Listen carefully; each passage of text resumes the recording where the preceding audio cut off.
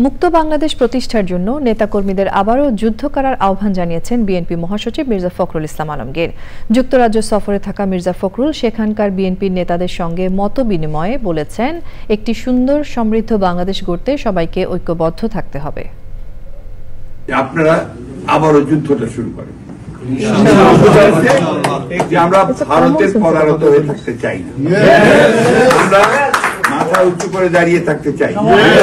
আমরা আমাদের নেতা, আমাদের প্রতিষ্ঠাতা শহীদ প্রেসিডেন্ট জিয়া রহমান সাহেবের যে স্বপ্ন, জাতীয়তাবাদের যে দর্শন, 19 দফা কর্মসূচি এবং মুক্ত বাংলাদেশের যে চিন্তা ভাবনা, সেটাকে প্রতিষ্ঠিত করতে চাই। দেশনেত্রী বেগম খালেদা জিয়া যে পথে এগিয়েছেন, গণতন্ত্র সেই পথে আমরা যেতে চাই।